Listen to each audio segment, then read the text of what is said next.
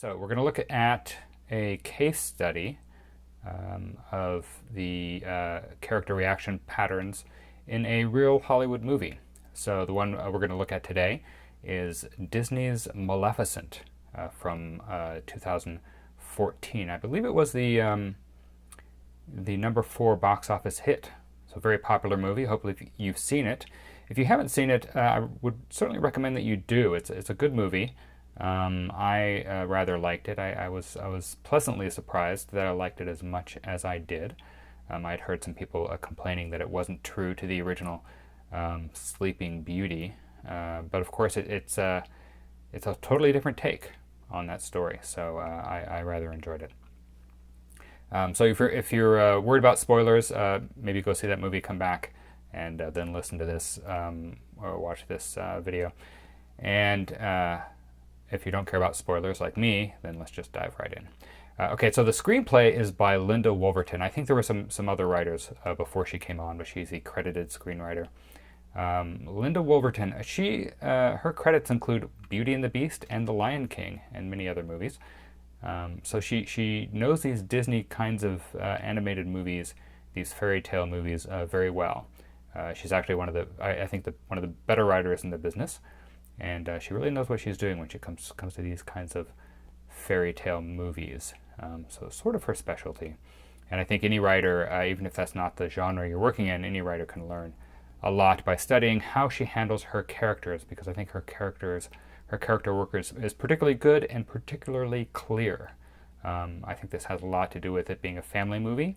You'll notice as we go through this, and if you've seen the movie, you may remember there's a narrator. She uses the same technique in Beauty and the Beast. And one of the things the narrator does in this film is sort of maps out the character change for us, for the characters. And we're going to look at two characters primarily, which is the villain in the movie and the hero in the movie. Now the hero is actually Maleficent, who is the villain, of course, in Sleeping Beauty. So they are sort of revamping her character, reimagining her character, which was a villain and now will be the hero of this movie. So it's mostly told from her point of view, and we get to see her character arc. So she is the one we will be rooting for to change in the movie. And then the villain, Stefan, who we'll meet, he also has a character arc, which is, I think, pretty clear. And one of the things I like about this movie is it goes through both character reaction patterns. So there is a 6-step pattern and a 3-step pattern. And between the 6 and the 3, you get 9, and 9 is the number of personality types, character types, in the Enneagram system. So between both Maleficent and Stefan, between the hero and the villain, we're actually going to get to walk through every character type in this single movie, which is another reason why it's, I think, a good example. And hopefully you will see how this works in this movie. Okay, so let's start with Maleficent. So who is Maleficent as a character type? She is a type 8. Type 8. And that is a leader. She is a leader type. She's a boss, sometimes called a challenger. There's a lot of names for this kind of character. I call this character the leader. Now, one thing I want to talk about very briefly, I'm not going to go into detail on this, but she's also has some characteristics, I believe, of a type 9 diplomat. So she's not a pure type. In the Enneagram system, there are various subtypes and sort of mixed types, I guess. A lot of people, a lot of characters will have what is called a wing, which means they tend to favor one of the other types. So it's sort of a mix. Her character, I believe, is a type 8 mixed with a type 9, but primarily an 8. So in the Enneagram system, you would say she's a type 8 with a 9 wing, typically written as 8W9. So it's one of the complications of the Enneagram system, which I usually ignore as a writing tool, but I think it might be helpful in this case. Because one of the things to know about the Enneagram, if you look at the symbol, if you look at the picture, the numbers appear on a circle, right? And anybody's personality, any character's personality could be anywhere on the circle. So it doesn't necessarily have to be strictly right where the number is. It could be between two numbers. Now there will be a core type, but they may lean either to the left or the right. to one side or the other towards one of their neighboring types. So in this case, I would say that Maleficent is primarily an 8 with some influence of a 9 diplomat. Okay, so she's a leader first and foremost. And what do we know about a type 8 leader? Okay, so let's do a little bit of review about the type 8. They fear being controlled, so that's their secret fear. They don't want to be controlled. They want to control themselves and others. They can be great protectors and leaders, so really at their best they are protecting other people. That's really sort of their function, their healthy function in a society is protectors and leaders. But of course they have their dark side as well. They tend to suppress their emotions, so that's one of the problems that they face is feeling. They're not a feeling type. They are a gut type or instinctual type. They act out of instinct and not out of feeling, so they're a little disconnected from their feelings. They are self-reliant, self-confident. There's a highly self-confident type, very typically. They can become obsessed with power. So issues of power go along with issues of control. It's one of the reasons you see them a lot in movies, both as heroes and villains. Villains being obsessed with power, or heroes who are in powerful positions or trying to attain powerful positions. So issues of power are very fundamental to this type. They have a problem with anger. So I said that they are not tied in with their emotions. Anger is an exception. Okay, so they're very quick to anger. They feel it instinctively as part of their gut instinct when they feel wronged, when they feel like somebody is trying to control them, which is their fear. They will be angry. They will feel angry. They may not act out of it, but they will certainly feel it. That's one of their go-to feelings is anger. And at their worst, and this is why they make great villains, they can become ruthless and vengeful. So a lot of revenge movies will be about this type. Count of Monte Cristo, type of revenge movies will typically be a leader type who's been wronged.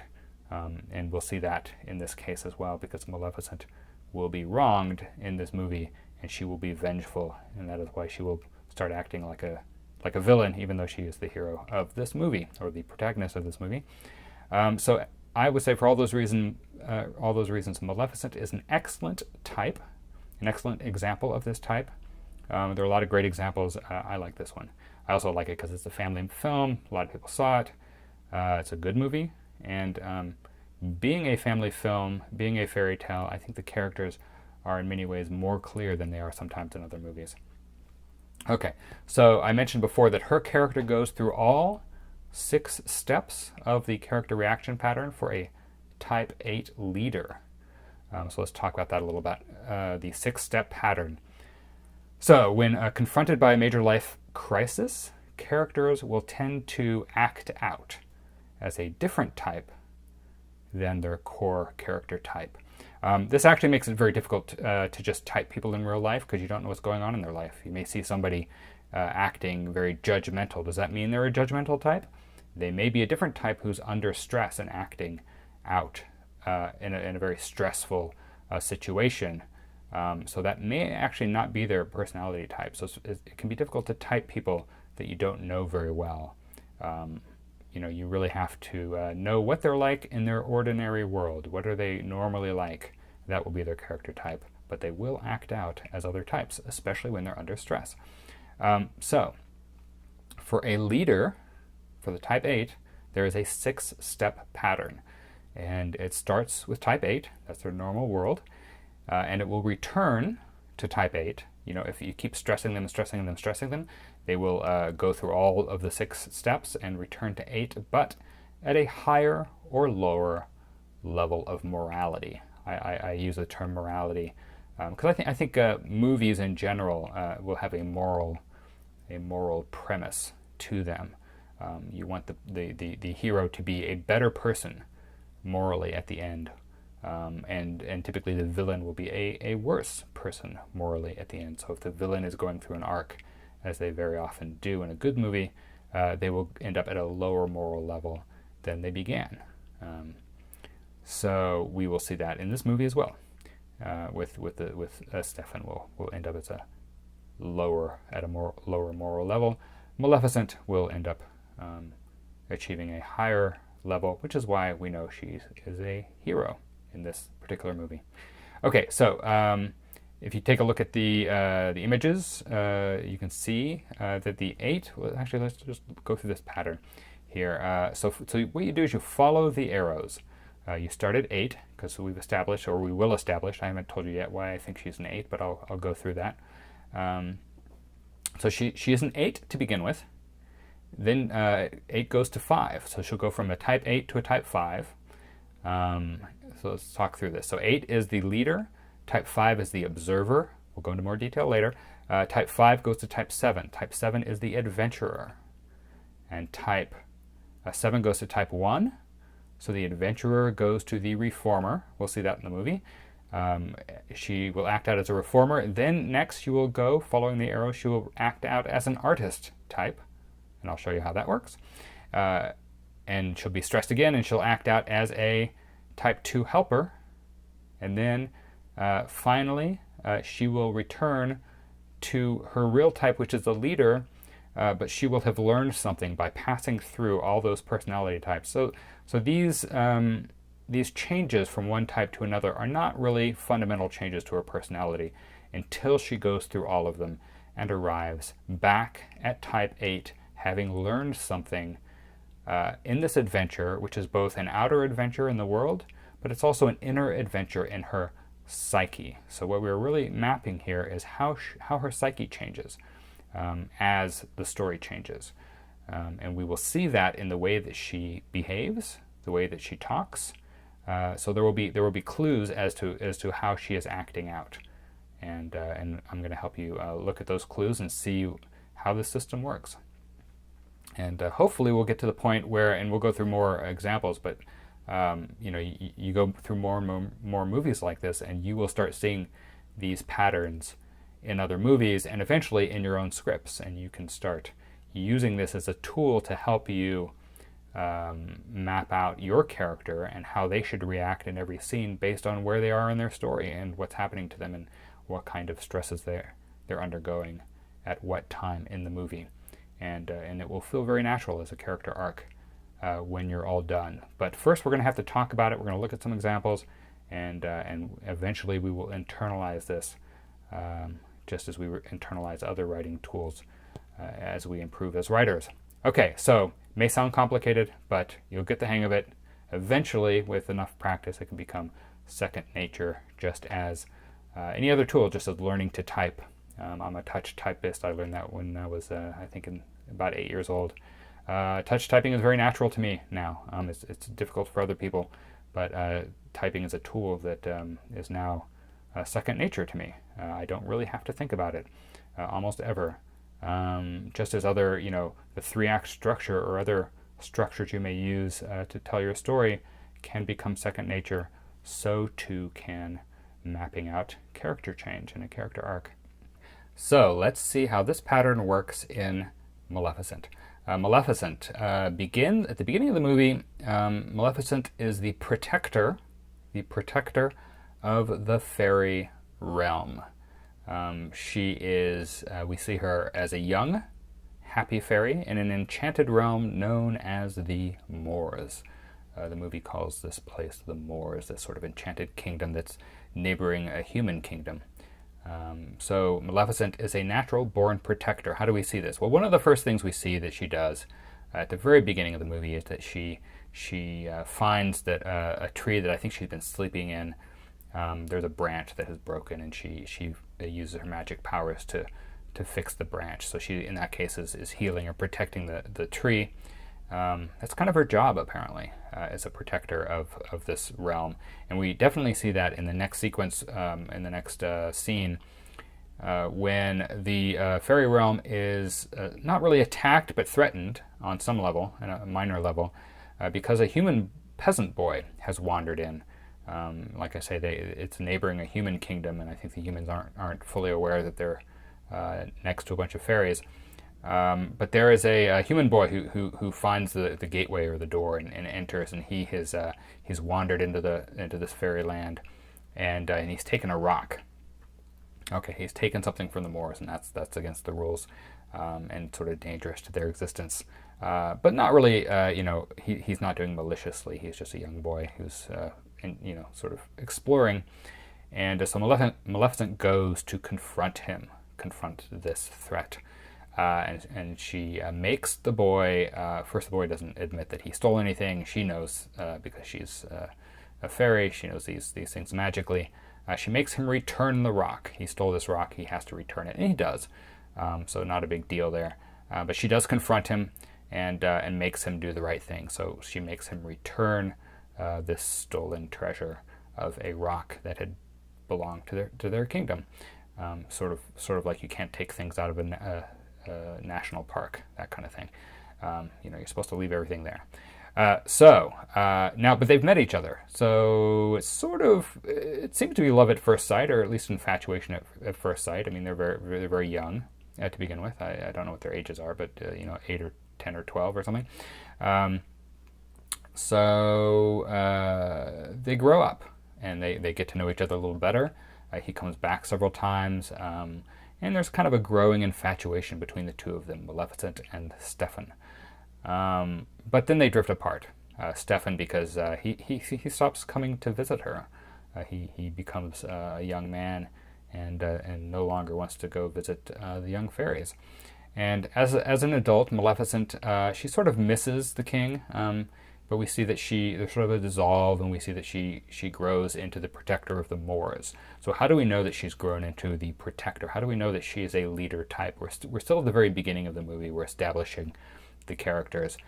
We don't know a lot about Stefan yet. We know that he was raised in a barn, I think, and he's a peasant, and as a bit of an explorer. But Maleficent, we know she was protecting the realm. Is that really who she is? Well, we find out yes, it is, because as an adult, the human king, when Maleficent is an adult, the human king, whose name is King Henry, launches an attack on the Moors, on this fairy land that they're not supposed to be in. And Maleficent, we see, is the leader of the defense. So she rallies the fairy troops, which I think includes some magical trees and various creatures, to the defense of the Moors.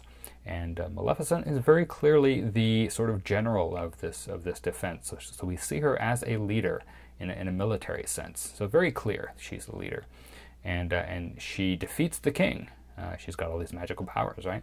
And so she is a successful leader. The king falls. He's fatally wounded. I don't think she means to kill him or anything, but he's wounded in battle. And so he ends up going to his deathbed. But before he dies, he promises his kingdom. So he's vengeful here. He's a vengeful leader.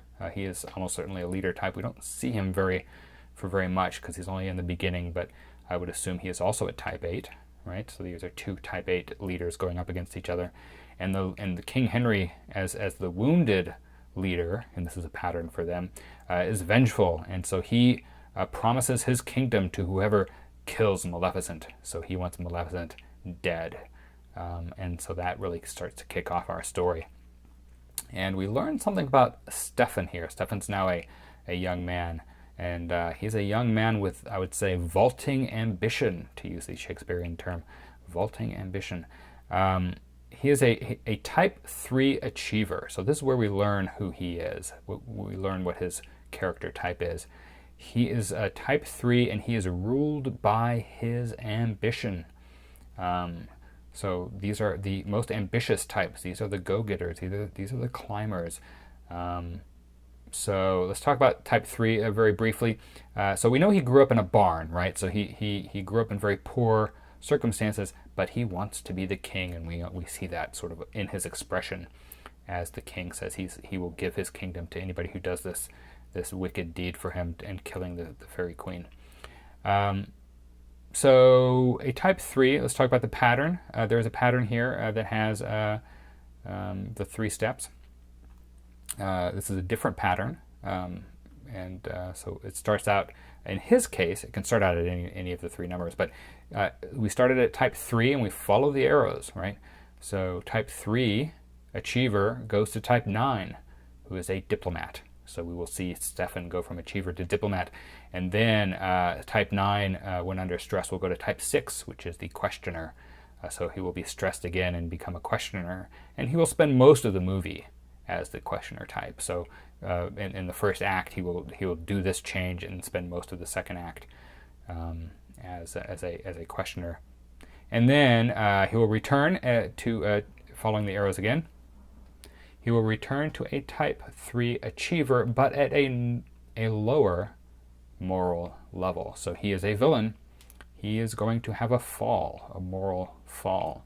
We're going to see his downfall. Actually, he's going to literally have a downfall. If you've seen the movie, you know what I'm talking about. And I will get to it at the end of this discussion. But a very literal downfall and a moral downfall. Okay, so type 3 achievers. So let's talk about them briefly. The type 3's dominant fear, their core fear, their secret fear, is the fear of being worthless.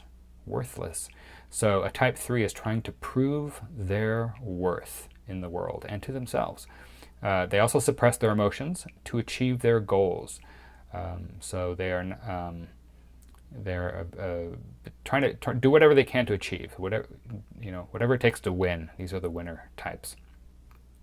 So under extreme circumstances, they will do anything they can to get what they want, anything they have to do, even if it means deceiving the ones they love. Because love is important to everybody, but it's actually not the thing that drives everybody.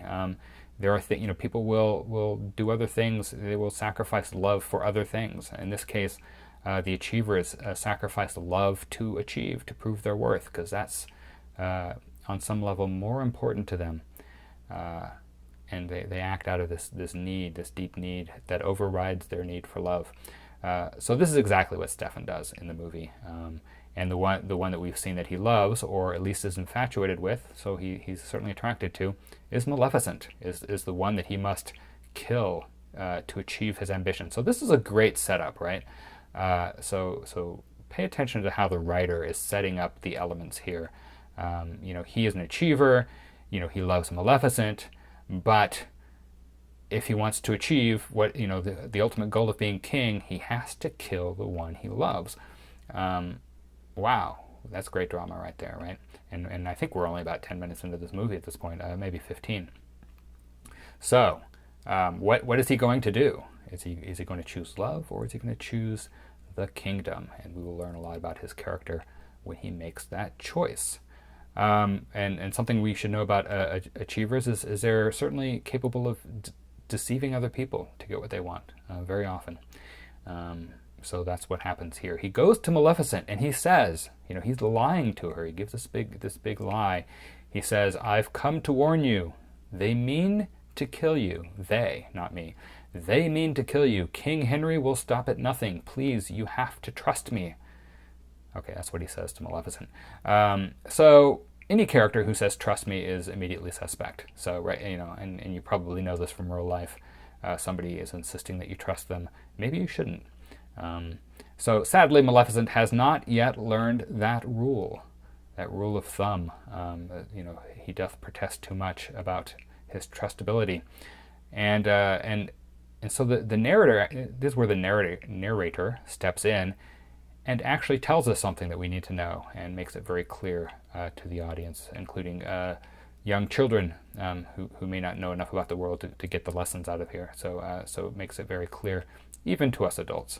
The narrator says, she, meaning Maleficent, she forgave Stefan his folly and ambition.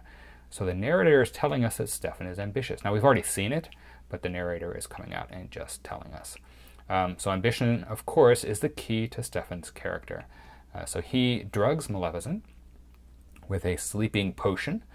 Interesting that it's a sleeping potion, because this comes from the Sleeping Beauty fairy tale, and Maleficent will turn the sleeping motif back on him.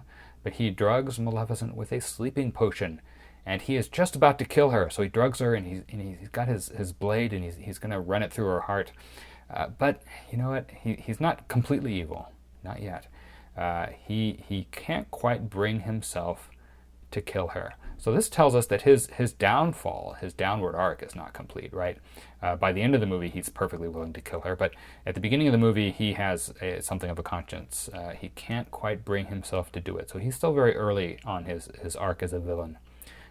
So what is he going to do? He's got this dilemma. Is he going to kill his love, or is he going to get the kingdom? He still wants to be king. What's he going to do? Instead of killing her, he has to prove that he killed her, so he comes up with another plan, another tactic. He's going to claim that he killed her without killing her. So what he does is he cuts off her wings, which will be the proof that he has killed her. And so he cuts off her wings and brings them back to King Henry. And he claims that Maleficent is now dead, which she is not. But he has the proof. He has her wings. And he tells the dying king, and this is a key here. He says to the king, "I shall do my best to be a worthy successor, Your Majesty." So that key word there, worthy, he is trying to prove his worth, and that comes out right in the dialogue. So this is a good example of how you can use what's going on inside the character's psyche to give you some hint about what kinds of things he might say. And here he is trying to prove his worth. That is his character. That is, he is afraid. His secret fear is that he's not worthy, and so he is trying to prove his worth. And here he says it right out loud: "I shall do my best to be a worthy successor, Your Majesty." So that's his motivation in plain English. So he has, what has he done? He has betrayed his love to prove his worth. He has betrayed his love to prove his worth. And you can see how the writer is putting this together. He had a moral choice to make between what he wants and what he needs. He really needs to grow as a character, but he's not going to in this story. He's going to have a downfall. But he did get what he wanted. He wanted to prove his worth. He wanted to become the king of the human realm. And to do this, he defeated his love. He betrayed his love. He deceived her. He cut off his wings. And he metaphorically raped her. This is very clearly a metaphor for rape. And the author and I think the director have both spoken out about that as well. So, obviously cloaked in a somewhat family story, but that's sort of the underlying, what's going on here psychically. Certainly with her character, she has been violated. Okay, so this is a huge blow to Maleficent. So this is the kind of major stress that will change a character. Now, it may not change her forever, right? But it's certainly going to change her in the short term. She's going to have a major reaction to this. How is she going to react? How is she going to overcome this? Well, if we go back to the Enneagram pattern, we know she's a Type 8 leader. And when a Type 8 leader undergoes a major stress, such as having her wings cut off, she is going to go to the dark side of a Type 5 observer. So one of the things that happens in these patterns is when they move under stress, they will tend to land at the new personality type or character type. They will tend to go to the dark side of that type, not to the happy fun side. They go to the dark side. They will start acting out as the dark side of this other character type. In this case, as we talked about before, a Type 8 leader is going to move to a Type 5 observer and act out of the dark side of that Type 5 observer. So what does this mean? Well, we'll see in this movie, in general what it means is they may become reclusive. Observers are very reclusive characters. They may lick their wounds and come up with a plan. So a lot of times, you'll see these scenes in movies a lot, where a character is in retreat because they have no other option. Even if they're a leader, they've lost their power typically, and they have to go to their safe house, if they're a mobster or something. Or they have to go into hiding in some way because they've lost their power. They're under a stress now. They're used to having power, now they don't have it. They will go into hiding. They'll become reclusive. They will lick their wounds, and they will come up with a plan. But they will do it as an observer type character. They will behave as this type, which means strategy and planning, and retreating from the world and not coming out again until they've figured out what they're going to do and how they're going to deal with this issue. Very type 5 observer kinds of behavior. So this is exactly what Maleficent does in the movie. She retreats. Where does she go? She retreats to her dark castle all alone. So we've seen at the beginning of the movie she's very social with all the other creatures in the fairyland, and we've seen in the battle that she won that she's a leader and people will follow her. She has a lot of followers. They love her and they will follow her into battle, so she's very sort of somewhat social in the normal world, in the ordinary world. She is protecting everybody, and they respond as followers, and they love and respect her. Now, however, she has lost her wings. She has lost her power. She has lost her sense of herself. She retreats like a type 5 observer. She wants to observe the world, not be part of the world. She wants to retreat into her dark castle all alone. And the movie does this very quickly. It's a quick beat. But the screenwriter and the director and the filmmakers kind of nail this down with a brief beat where a raven comes to visit her. She's kind of sulking there, not for very long because it's not very cinematic to watch a character do nothing. But a raven comes by. So how are they going to show this? They're going to bring somebody into her reclusive hideout. And what happens? So the raven comes, and Maleficent sees the raven. Maleficent doesn't have her wings, but the raven has wings, and that's kind of a mockery to her plight. And she can't bear the company, especially of any creature with wings. So what does she do? She blows in the raven's face to chase him away. She wants to be alone, and she certainly doesn't want to be with anybody who has wings, which is just a reminder of what she's lost. So very quick beat there. A lot of these changes in films can happen in a short scene very often, but they will happen in a sequence if the movie is working. So that's the sequence. Character has power. She has lost her power. She goes into retreat. She's sulking. She's licking her wounds. She wants to be alone. People visit her. She says, "Go away." I shouldn't actually say it, but she acts it out. And now she's got to come up with a plan. Now, this plan of hers, which we'll sort of see it later. It'll act itself out. So we have to sort of imagine what she's thinking, because they don't have a character. She doesn't actually say it, and the narrator doesn't say it, but it becomes obvious later that her plan will be vengeance. Right? She will become the Dark Queen. She has been the Queen of the Fairies, and now she will be the dark, villainous, vengeful Queen of the Fairies. She's gonna get her revenge. So that on some level will be her plan, right? We don't quite know it yet, but that's what's going on in her psyche as a character. You as a writer, if you're writing this kind of story, you will know what her plan is, and then you will show the audience later her trying to achieve her plan. Okay, so now she's been in a type 5, a very quick beat in this movie.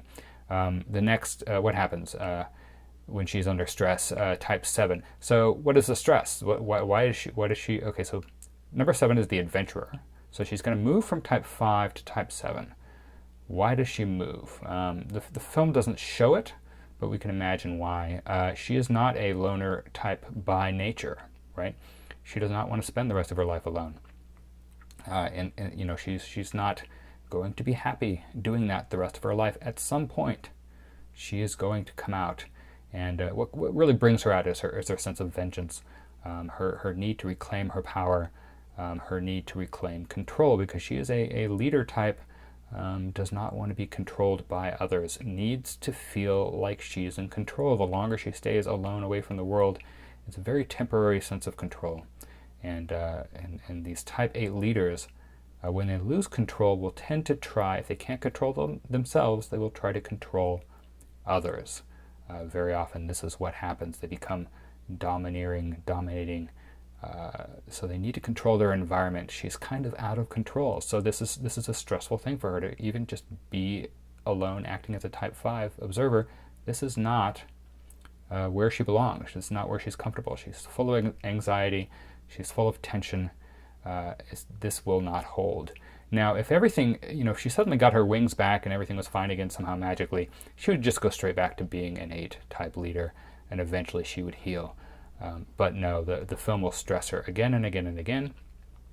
So she will move forward following the arrows of the Enneagram to new character types, and she will kind of learn something new about herself at each of these types. Okay, so she was very briefly a type 5 observer. We saw that. Now she's going to be a type 7 adventurer. So let's talk about that. What is an adventurer? An adventurer is, among other things, they are risk takers. They act out in the world. They go on adventures. They move. They travel. Now, what is driving the adventure? What is their secret fear? The secret fear of an adventurer type is the fear of being deprived, right? And they have a secret pain, an inner pain, and they're trying to escape their inner pain by acting in the outside world. So we see that's sort of where Maleficent is right now. She's deprived. She's certainly deprived of her wings. That's not a happy state for her. She's deprived of her power, her position in the world, and her happiness. Basically, she's deprived of almost everything except her life. That's what she has. And she has her vengeance. So she's going to hold on to that vengeance. It's the one thing that she has that has power that she can use. That emotional power. And it's, she's not in touch with all of her emotions, but she is in touch with her anger, being a type 8 person. So she will use that anger as her power, because she is wrestling with having lost her power. So she's going to go where her power is, and it's in her vengeance. So she's feeling deprived. She has this inner pain. She's trying to escape it. She's not going to escape it by staying in her dark castle. So that's just going to build and build and build and build, and that becomes her stress. It's going to kick her out at some point. Once she comes up with a plan, once she moves, through the type 5 observer and comes up with some concept of how she can act in the outside world, how she can escape her inner pain, she's going to leave the hideout. And she's going to act. She's going to take some risks, like an adventurer. She's going to travel. She's going to move. So this is what she's going to do. So she escapes her inner pain by taking a risk in the form of vengeance. So she has a plan for vengeance. This is the dark impulse of her type. Okay, so Maleficent leaves her dark castle, and then what happens? We see the next scene is she rescues a raven, and it's probably the same raven that we just saw, who tried to visit her. Diaval is the name of this raven, and the raven has been trapped by humans, who are, of course, the enemy of Maleficent. Now she blames all humans. Now she uses her magic. She saw some magic. She uses it to remove Diaval's wings. Oh, that's interesting. So she has lost her wings. So this raven is trapped under a net. She's going to take Diaval's wings and make Diaval into a human without wings, somewhat like she is without wings. So he becomes a shapeshifter, Diaval does, but under the control of Maleficent. So Maleficent has some sense of control. She's not quite in control of herself, certainly not in control of her world anymore in the environment. But here she's found, by being a protector of this one creature, Diaval, she has put him under her control. And so she is acting out as a type 8 leader, but she has acquired some new skills as a type 5, because she's using her control for vengeance. She's going to use this character, Diaval, for her vengeance as part of her plan. So she is a protector of him, but she's acting out of her dark side now. Now, instead of being a moral protector of a free realm, Maleficent is the master of a minion. So this sort of master-minion sort of dynamic that you see in a lot of mythic stories, with a villain and a minion. The villain can't control what they want to control, so they will control what they can. It'll be a minion, a slave, a thrall, a vassal, some helpless, helping kind of character. So Diaval will end up helping her. He is going to spy for her, and he does that in, I think, the next scene or shortly thereafter, and he discovers the truth about Stefan.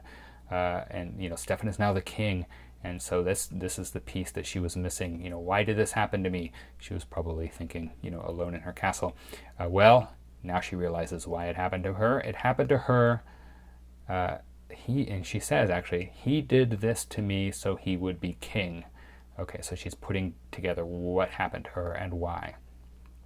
And this is the scene where she goes into wild rage. We see her anger, that always a potential problem with a type 8, with a leader. this rage that never quite escapes them unless they're particularly elevated and liberated. This anger that can come out, and she screams, and green flames shoot into the sky. She is obsessed with power, and this is her transformation, magical transformation, with these green flames or whatever they are. She becomes the Dark Queen, and we see this in a what's called the pathetic fallacy, where the world of the character takes on the characteristics of the character. Pathetic fallacy is, if somebody's sad, then it rains, right? So the world is reflecting the inner emotions of a character. In this case, the fairy realm, like her heart, grows an impenetrable wall of thorns. Okay, so very metaphorical. There is a wall of thorns that grows around the fairy realm, just as a metaphorical wall of thorns has grown around her heart. And the fairy realm, of course, turns very black and bleak because it is representing what's going on inside her, right? Okay, now let's talk a little bit about Stefan. What's going on with Stefan? Stefan is our villain. He's now the king. Stefan is the king. He's married, and we come to find out he has a brand new child, Aurora, beautiful baby girl. Maleficent learns of this, and she doesn't like it, of course, and she interrupts the christening ceremony to deliver a curse. So she comes in to his realm. She is now the Dark Queen. She shows up on the day of christening and delivers a curse to Stefan as this is her vengeance. And the curse, of course, as we all know from Sleeping Beauty, when Aurora turns 16, she will prick her finger on a spindle and fall into a death sleep. Okay, no power on earth will be able to change the spell. She says no power, this becomes important later, no power on earth will be able to change the spell. Now, okay, so let's talk about Stefan. Stefan's an achiever, right? He's achieved what he wanted, right? He got his goal. He had to sacrifice his love, which he was, he had to sacrifice the thing that he was most emotionally connected to, his love of Maleficent. He had to destroy that, but he was willing to do it to achieve the throne. So now he's king. He's got a beautiful wife, beautiful child. Everything's good. But here comes Maleficent, the Dark Queen, who has much more power than he does, actually, with delivering this curse, threatening his child. Now, Stefan is under a major stress, so it's worth seeing what happens to Stefan. What happens to an achiever when they're under major stress? Okay, so when under a stress, a Type 3 achiever acts out as a Type 9 diplomat. Now, diplomats are peacekeepers. So how does this work with Stefan here under this stress? So King Stefan, now he cannot hope to defeat the Dark Queen. So what is he going to do? He realizes pretty quickly, with this display of magical dark powers that the Dark Queen Maleficent brings to the castle. It's like, whoa, I can't handle that. So what is he going to do? This is a big stress. He's a king. He's powerless against her, but he certainly has his wits. He certainly has his voice still. So he's going to try diplomacy, right? So he's an achiever, but he's under stress. He's going to become a diplomat. He's going to try to reason. He's going to talk the Dark Queen out of this curse. So, he can't, she's not having any of that. So he begs her, right? He's going to use his voice. He's going to use her sense of power and control, and he's going to give it to her. He's going to supplicate himself, basically, to the Dark Queen, and says, please, he's begging her to spare the child, because that's really all he can do. He's under stress, right? He can't fight her directly. He can only plead mercy to make peace, right? He wants to make peace with her. So that's him moving. Now he doesn't stay there very long. This is really just for this one scene, but he's gonna act out as a diplomat, and we see that in this scene. Maleficent, for her part, this is very pleasing, right? To have the king of the human realm supplicating himself to her in her power. So she grants him one hope, that the princess can be awoken by true love's kiss. Of course, she knows that there's no such thing as true love, right? Stefan has proven that to her, and this is just her way of twisting the knife to her false lover, giving her false lover a false hope. So, she is exercising her power, right? But she doesn't really think that there's any such thing as true love. So she's not really giving up anything, right, at this point. Okay, so that was Stefan moving from a type 3 achiever to a type 9 diplomat. We saw it in that one scene. And very often, especially in a character who's not in every scene, these changes can be shown in a single scene. So that's how the writer and the director are showing that character change in Stefan, a great man brought low and forced to face the consequences of his actions, right? The Dark Queen is the consequences of his actions. He, in a sense, created the Dark Queen by cutting off Maleficent's wings. Okay, so what happens after this? After Maleficent leaves, now the king is under a stress, but this is a new stress, right? This he's not going to be killed. He realizes that, but now his child, his daughter, his beautiful, lovely daughter Aurora, has been cursed, and he will lose her when she turns 16, and this is a terrible stress to him now, and he's going to change from a type 9 to a type 6 questioner. So, and he's going to go to the dark side. Again, he's going to land at the dark side, as happens under stress. So he's going to go to the dark side of type 6. And the narrator actually tells us exactly what's happening here. The king becomes increasingly paranoid. And we see this, but the narrator also tells us quite directly, this being a fairy tale, the narrator says, as the days went on, Stefan darkened, further consumed by paranoia and vengeance. Okay, so paranoia is certainly the dark side of a type 6 questioner, and we see him being very paranoid. He orders, first of all, all the spindles in the kingdom to be burned, right? He's trying to protect his daughter from the curse, and he sends his infant daughter Aurora into hiding. Okay, so, and then after that, in a later scene, we'll see that he's alone in a dark room, and the king is fearing Maleficent's return. I think he says at one point, she's coming, and he becomes sort of a babbling, paranoid, man who's very afraid of this Dark Queen, who he knows will someday come back and get her full revenge. Okay. So that actually, Stefan is most of the way through his arc. He's gone from an achiever, type 3, to a diplomat, type 9, very, very briefly there. And then now he's going to spend most of the movie as a type 6 questioner on the paranoid side. So most of the movie he will be dark and paranoid. And that is the type 6 until the finale, in which he'll change again in a negative way. Okay, so Maleficent. Let's get back to her. Now, Maleficent's going to undergo a change here. She's going to move from a type 7 adventurer to a type 1 reformer. Type 7 adventurer to a type 1 reformer. So we're going to see how that works its way out. Basically, we're going to see her as a critic, right? Her critical side will come out. Okay, so Maleficent's vengeance against King Stefan is a Pyrrhic victory. So she's won power, but she has lost love, right? She once loved King Stefan, and she's lost that forever. Probably will never get it back. Maybe still hopes for it, but she's, these emotions inside her are very powerful. So she's unsatisfied, I think, with the emptiness in her life. I think we'll see that come out in the sort of act 2 of the movie, because she's an unfeeling type, right? The only thing she feels right now is anger and vengeance, and that's not healthy. That is a constant stress on her. So she's going to eventually move out from a type 7 adventurer, which got her what she wanted, right? Got her vengeance. Now what, right, for her?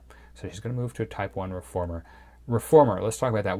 Reformers are, among other things, they are judgmental. We'll certainly see that. And we're going to see Maleficent begin to express this trait, this judgmental trait. So how do we see that? So when the king sends baby Aurora into hiding, Maleficent finds the baby in a secluded cottage, and we see there's a scene with Maleficent in the window looking in on the baby. And what does Maleficent say? She's going to say something very judgmental. So she's going to be a critic. And she's going to say, what she says, looking at this beautiful, cuddly little baby, she says, "It's so ugly, you could almost feel sorry for it." Okay, so that's what she says. It's so ugly. She looks at this beautiful baby and says, "It's so ugly, you could almost feel sorry for it." That's her line of dialogue, very direct. And of course, Maleficent cannot yet admit to any such feeling. She doesn't feel sorry for it, or she won't admit feeling sorry for the baby, even to herself. Her feelings are safely locked away. And then she says, now the baby is sort of cooing and smiling, right? The baby doesn't understand what she's saying. The baby just sees this. We'll see what the baby thinks later. The baby is always happy. So she says to the smiling infant, "I hate you, beastie."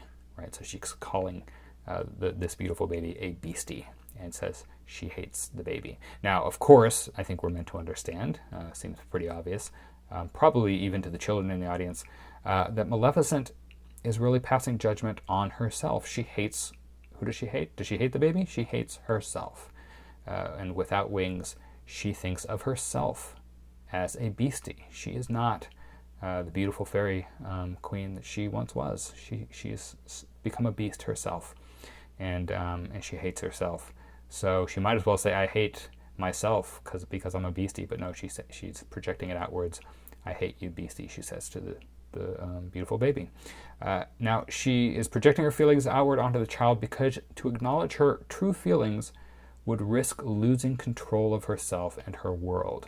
Now, this is going to be very clear, and I think this is really the point in the movie where we begin to understand what her inner struggle is.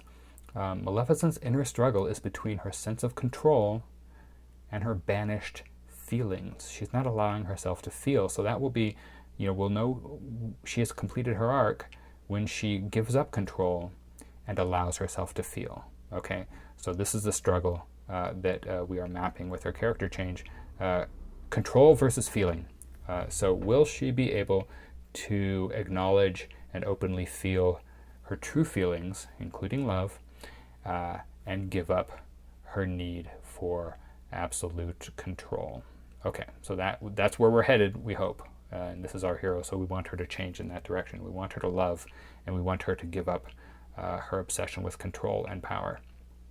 Okay, and let's see how that plays out. When Maleficent hears the baby crying, the queen, the Dark Queen, complains, "It's going to starve with those three looking after it." And she's referring to the three bungling fairies who are Aurora's guardians.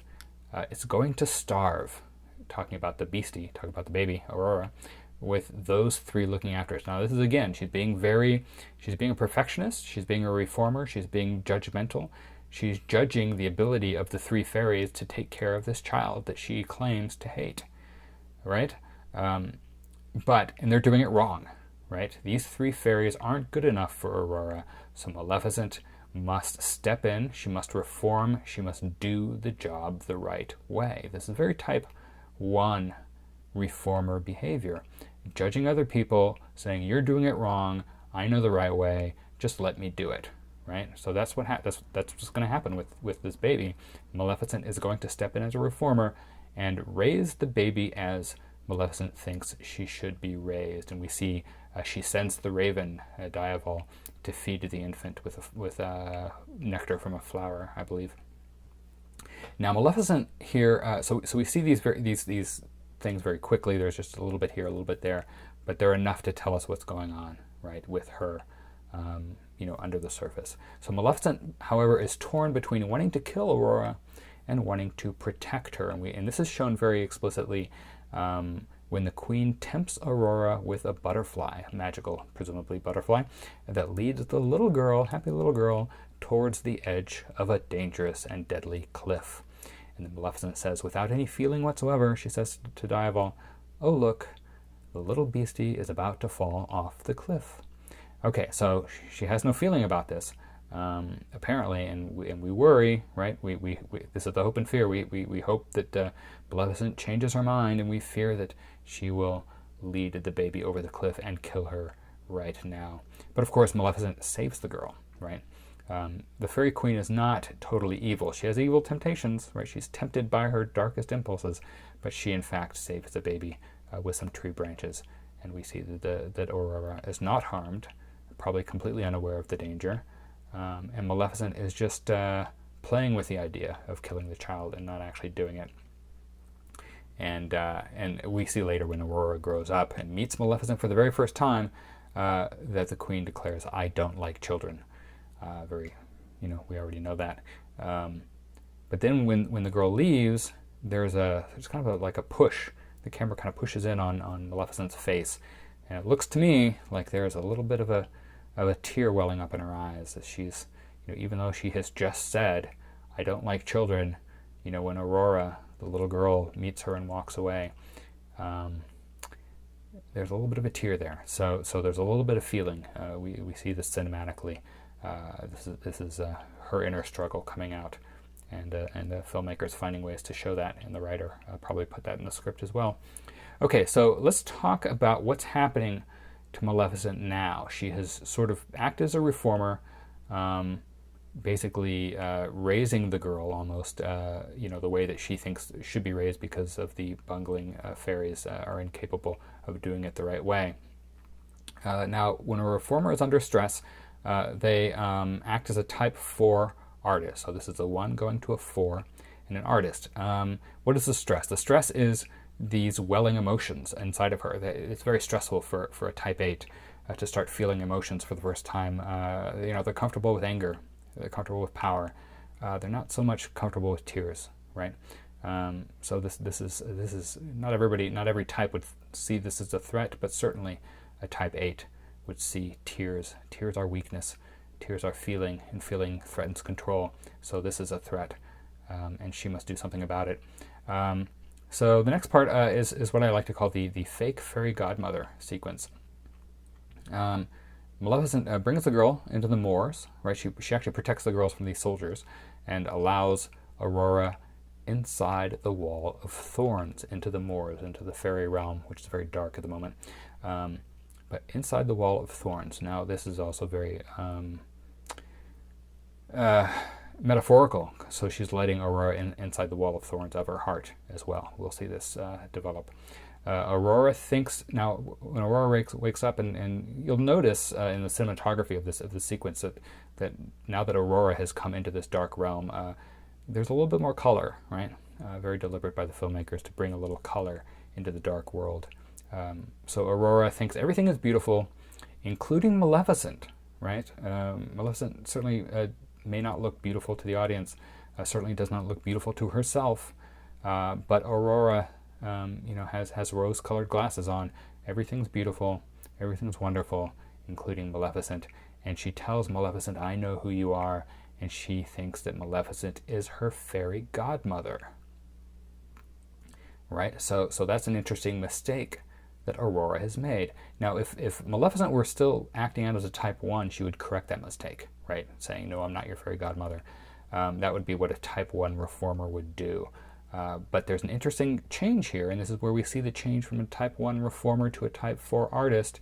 Instead of correcting the girl like a type 1 reformer, she plays along like a type 4 artist. So this idea of playing along or assuming a disguise, whenever somebody in a movie puts on a disguise, very often this is a type 4 artist kind of behavior, play acting.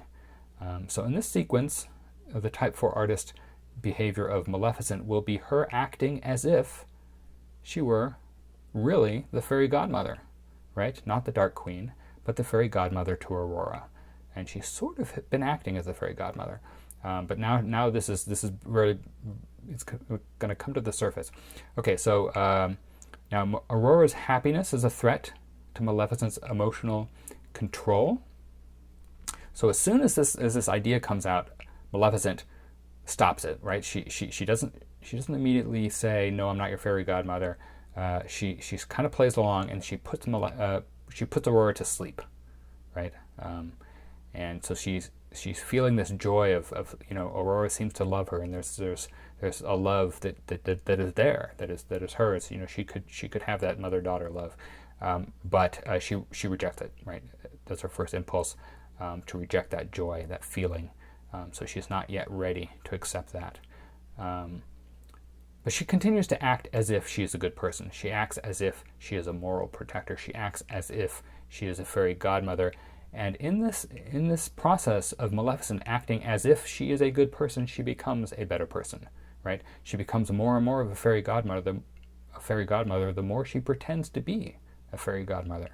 She becomes more and more of a moral protector the more she pretends to be that person.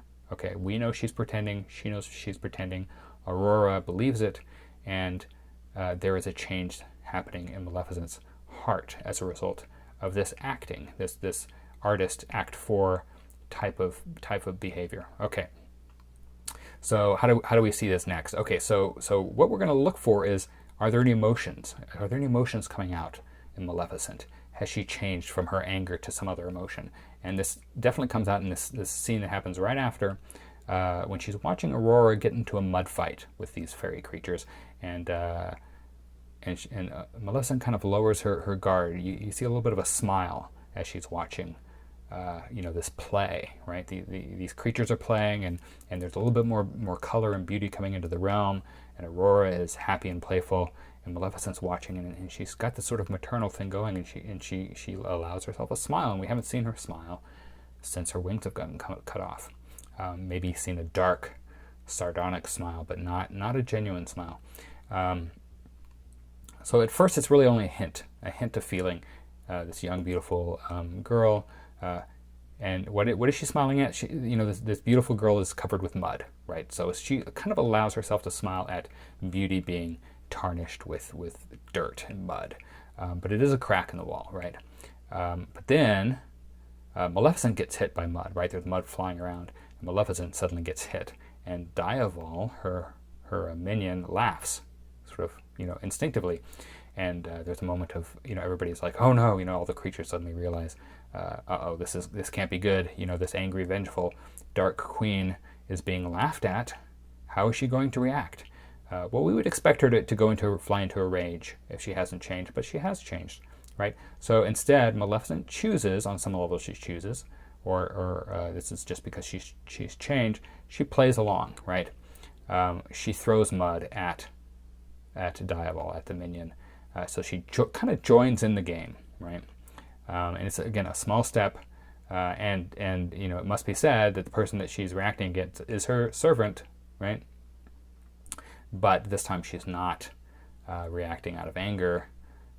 It's all part of the game. And so Aurora, and we see in the scene that Aurora, on some level, has changed Maleficent, because she's able to act out of something other than her anger and vengeance. And she's able to play along and join the game. Okay, so that was the change from the reformer, Maleficent acting as a reformer, a judgmental person, into acting as an artist, which is a playful, feeling type. Now, when a character moves to the artist, the artist is the most feeling type.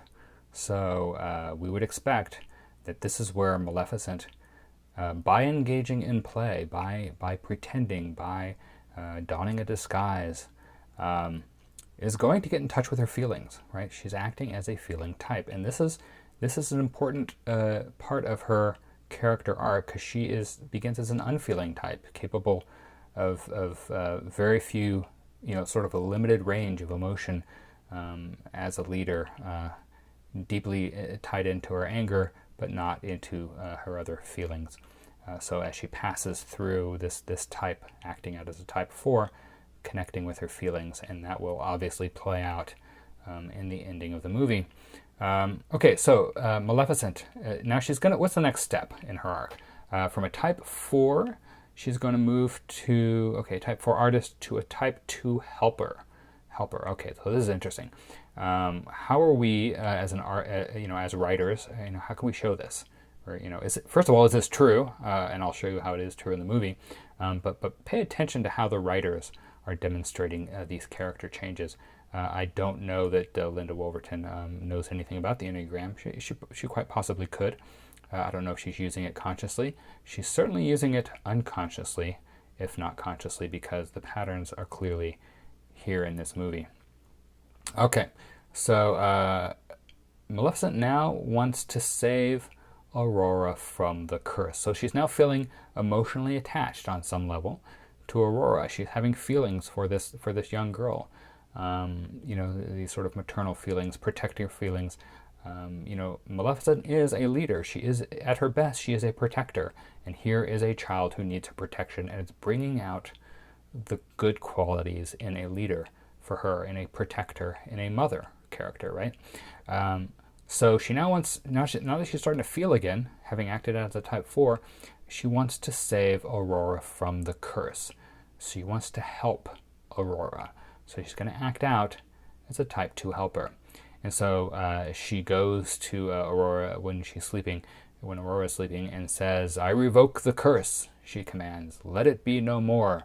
Okay, she wants to end. She wants to take back this terrible thing that she once did. And she wants to protect Aurora from herself, in a sense, and from Maleficent's evil magic curse. Unfortunately, her wish isn't enough. It doesn't work. Because remember, when she gave the curse, when she was in her full rage, which is her most powerful, she was channeling the power of her rage and vengeance with that green flame and all that. At her most powerful, because that's her seat of power is in her rage.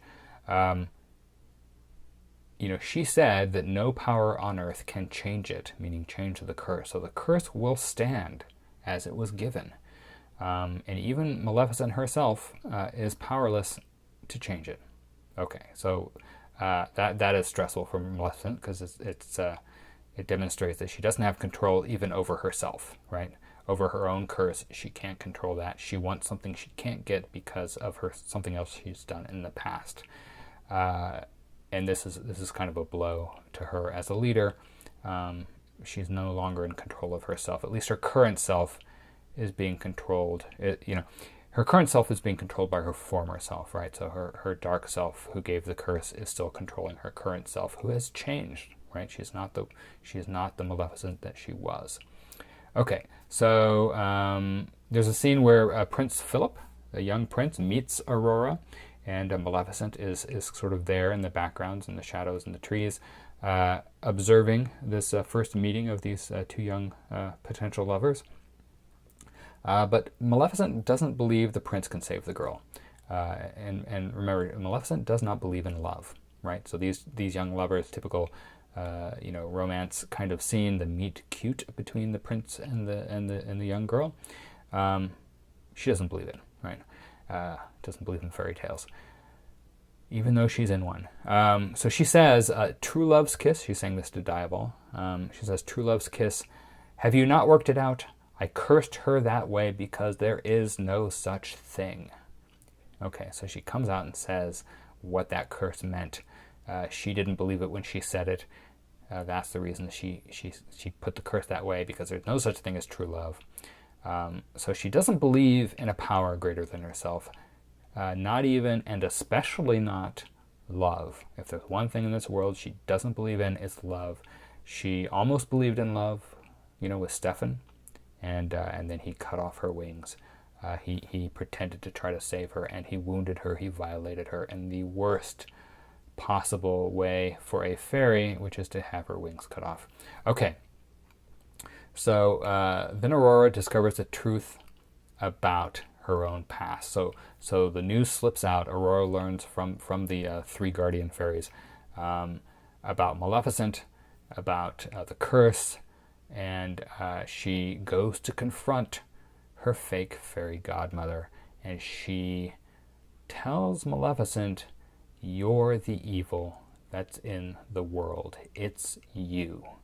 And Aurora runs away and goes back to find her unknown father, the king. Okay, so Maleficent has now been confronted with the truth by Aurora, who is now a truth teller. You're the evil that's in the world. It's you. Okay, so there's a big stress.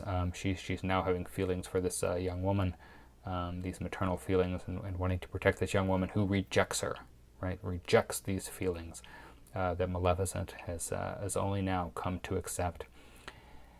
And so how's she gonna react to the stress of Aurora throwing her past evilness in her face and leaving her?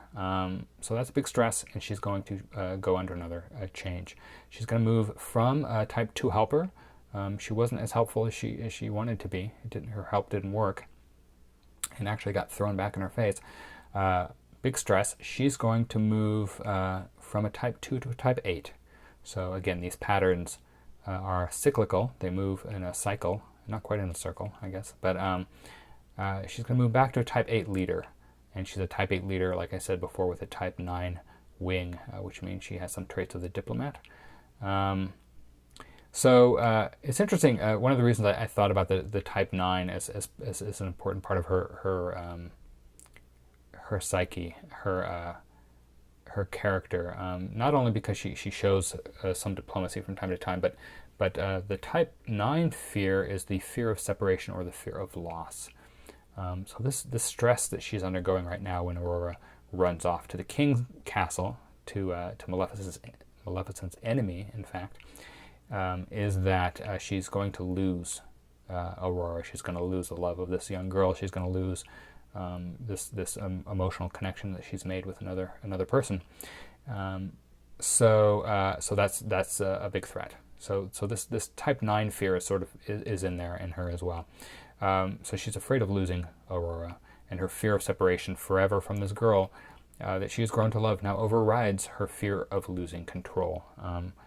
So now that she's a leader, remember, being a leader is the fear of losing control. So will she learn to give up control? So her big issue is, can she learn to give up this need to control everything, and can she learn to connect with other people, and can she learn to love, which is a big thing for Type 8 leader types. Okay, so Maleficent begins acting out as a leader again with a diplomat wing. What does that mean? Okay, so she's going to take charge, right? So she's going to, first thing she does is she abducts Prince Philip. She magically puts him under a spell, and she hurries to the castle to save Aurora. What's her plan? Well, we kind of don't know what her plan is, but I think she's going to confront certainly confront the king. First, she wants to reach Aurora before she reaches the castle. So that's the first thing. She's trying to get there. She's trying to stop Aurora from going to see her father, but she's too late, right? Aurora gets to the castle. Aurora falls into the death sleep, and outside the castle walls, so that's that scene of her getting her finger pricked. The curse happens, and the sun sets, and the world goes dark. And Maleficent realizes she's too late, that the curse has happened. What is she going to do? This is a very dark moment in the movie, and in the environment, the world of the movie gets dark as well. Okay, so upon reaching the castle, she does go to the castle with Diaval and Prince Philip in tow. Diaval warns Maleficent, who's about to go into the castle. Diaval says they won't get out alive. So a big warning from the minion who's standing up counseling her. And Maleficent replies, now this is interesting, this is a character change moment for her, then don't come, it's not your fight. So she's basically going to walk in and she knows she's going to die, and she is, I believe, freeing her minion, voluntarily giving up power and control over him, basically telling him, I'm going to go into the castle, I'm going to risk death to be a protector, right? To protect this girl that I love, and you are free to do whatever you want. I'm not going to make you fight with me. So that is, for a leader to tell a follower, especially a minion, who is completely under her control, it's not your fight. Basically, do whatever you want, live your life, goodbye. She's giving up control over the minion. So that's the first step. We see her giving up the control that she, it's not really a moral kind of control to have basically a slave. So that's a big step for her. back to a moral kind of existence. Now, Maleficent must in fact become the person she was pretending to be. So this is the big thing here, sort of psychologically what's happening. She was pretending to be Aurora's fairy godmother, and now she must be the fairy godmother. She must be the one who can protect Aurora, and she must become the person she was pretending to be. Okay, so the true test to see if Maleficent has completed her arc comes in the scene after. So Prince Philip kisses Aurora, fails to wake her, because they just met. How can it be true love? That's just a fairy tale.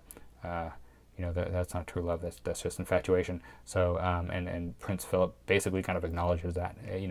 He's sort of reluctant to even kiss her because he hardly knows the girl, and of course it just doesn't work. True love does not work like that. Love at first sight, whatever. That's at least the message of the movie, and probably true. So that doesn't work, right? So this will become the completion of Maleficent's arc. Now the movie's not going to end here, but we will see her change in this scene. And what was Maleficent's problem? The problem was that her need for control versus suppressing her feelings. So if her arc is complete, if she is changed, if she is a worthy hero, she will give up control and express her feelings. Okay, which is exactly what she does here in terms of expressing her feelings, letting us and herself know that she is capable of feeling, capable of love, and this is the big test, right? Because it's true. Only true love can wake this girl. True love's kiss. So she actually says, she gives a speech. She says, "Sweet Aurora, you stole what was left of my heart, and now I've lost you forever. I swear no harm will come to you as long as I live, and not a day shall pass that I won't miss your smile." Okay, and then she kisses Aurora on the forehead, I believe, and not thinking, it's not even a selfish act, right? She's not even thinking that will wake Aurora. She doesn't realize that the true love is really her love for the young girl. So she kisses Aurora on the forehead and turns away, and we see that Aurora opens her eyes and says, "Hello, fairy godmother." So Maleficent has become the fairy godmother, and then she says, "Hello, beastie," sort of a joke. Okay, so Maleficent's character arc is now complete, and we know this, right? So we have seen this leader give up control, certainly over her servant, and we've seen her change. We've seen her pretend to become a fairy godmother, pretend to have feelings, and then actually have feelings and be able to express those feelings. And the test of those feelings was the kiss, and the kiss did work. So we know in the rules of this world, we know that Maleficent, who once did not believe in true love, is now feeling true love. So she is capable of true love, and that is her arc. But the movie's not over. Okay, so she has love. She's a loving person who doesn't need to control everything anymore. But there is a little bit of unfinished business here, because what about the king? So King Stefan, is he going to change? Is he going to become a moral person like Maleficent just has? Is he going to reconnect with his lost love and everything's going to be happy? Well, he's a villain. His arc, when it completes, may not be all a bed of roses.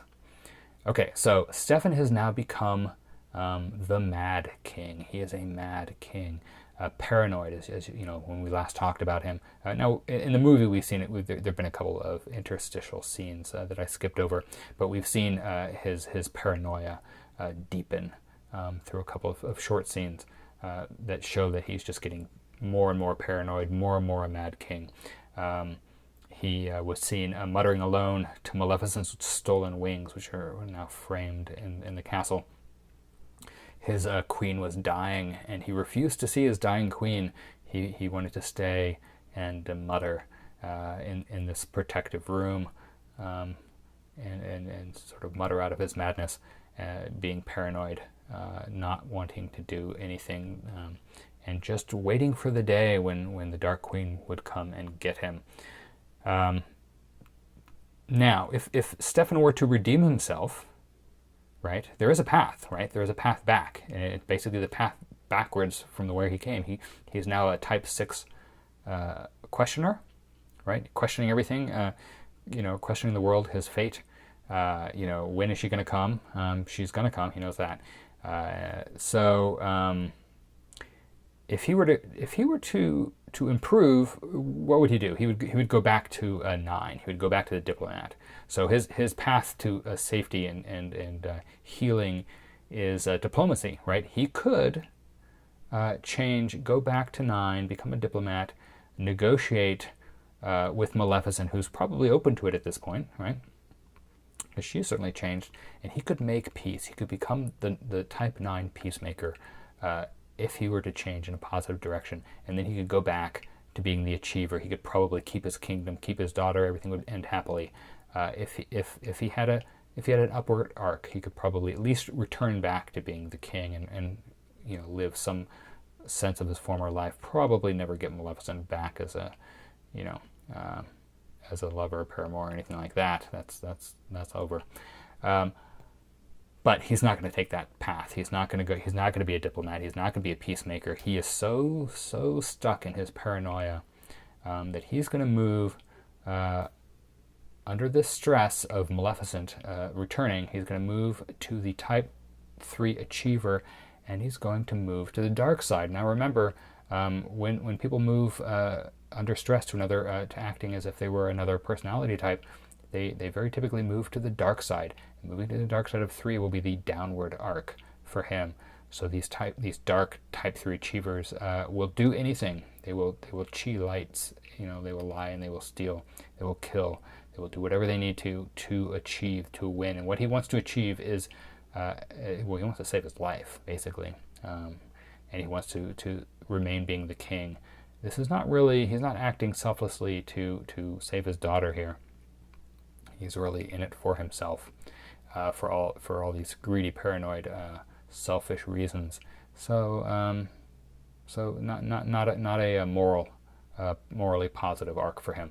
So he chooses, instead of choosing to be the peacemaker, he chooses to fight, right? So just as King Henry had fought against the fairies, he is going to be the human who fights against the fairies and tries to destroy them.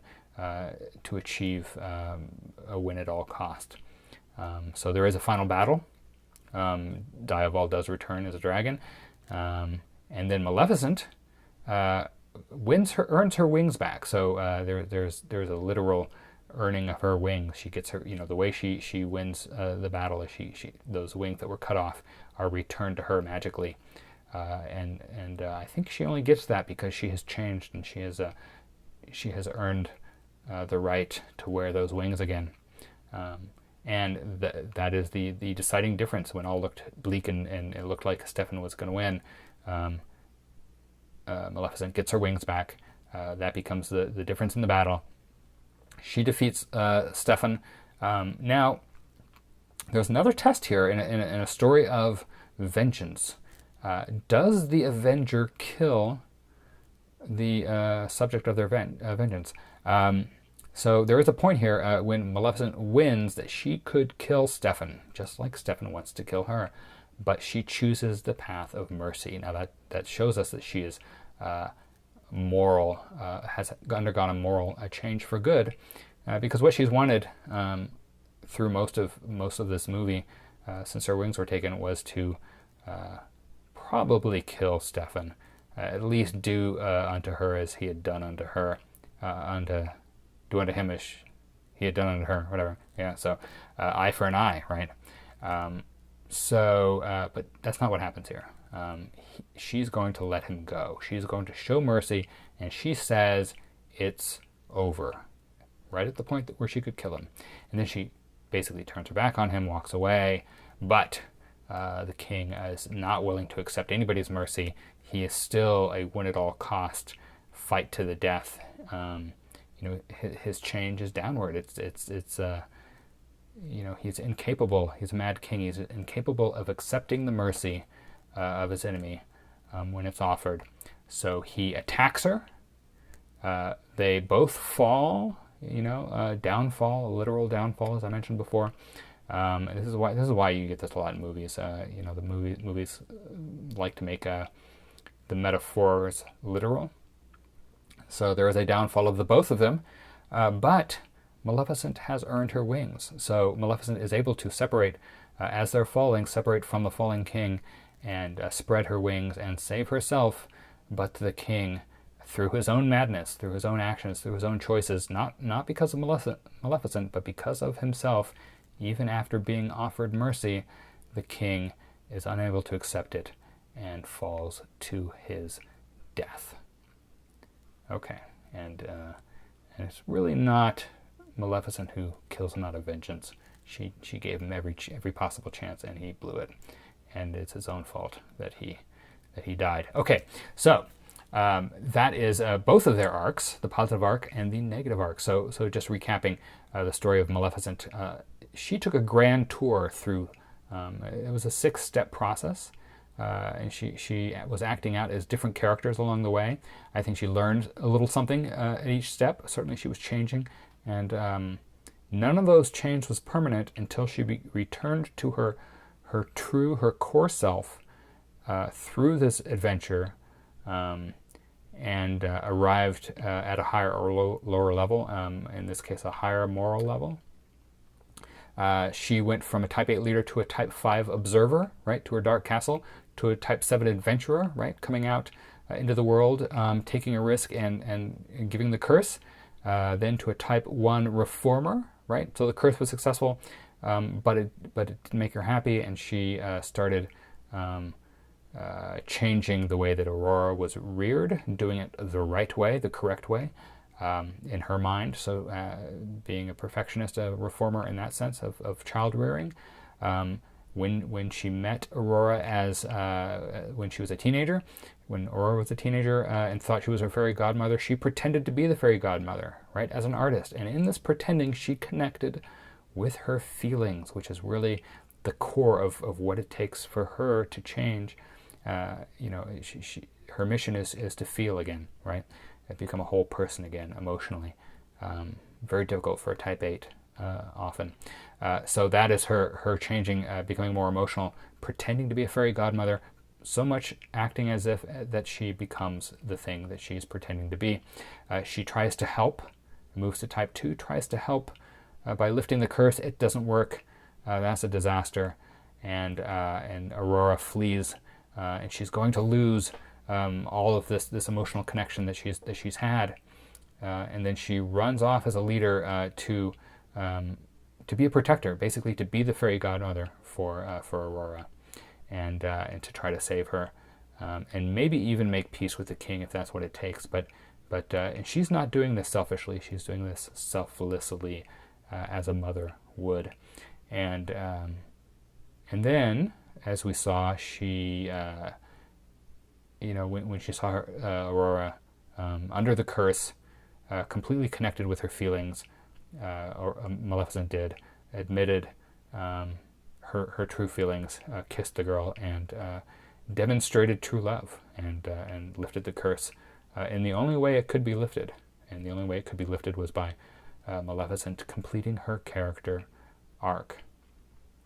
Okay, and then so what we've seen is that she gave up her need for control and opened her heart to love. She gave up her need for control and opened her heart to love.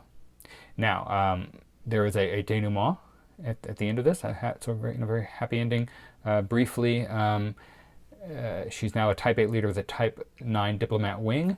Maleficent, like a Type 9, she chooses, we are told, mostly told, very quickly at the end, that Maleficent chooses to unite the kingdoms of the fairies and the humans. So this long war between fairies and humans will come to an end because she's a peacemaker now, a Type 8 leader who is also a peacemaker. And the narrator tells us, and we also see, we see the fairy kingdom turn to color again. We see the Aurora return there, and Aurora gets crowned. We see the wall of thorns come down, just as the wall of thorns of her heart have been removed. And again, just as the narrator often tells us quite explicitly where Maleficent and Stefan are on their emotional journey, this being a fairy tale, the narrator tells us at the end, and this is a quote, the narrator says, Maleficent brought down her wall of thorns and took off her crown. She invited Aurora to see how the moors had been once, long ago, when Maleficent was just a child and her heart was right. Her heart was bright. For now, it was again. Okay, so she has a bright heart. Maleficent took off her crown. So the narrator is telling us exactly what the story was about. It was about a leader who gives up her need for control, takes off her crown, and opens up her heart to love. Her heart was bright. So that is her character arc. That is her emotional journey. So we saw Maleficent's journey, we saw Stefan's journey, and between the two of them, we saw a movement to all 9 types. So that's how it works. We'll look at some other examples in the future, and these patterns are there in stories for you to find and for you to use in your own stories. Okay, goodbye for now.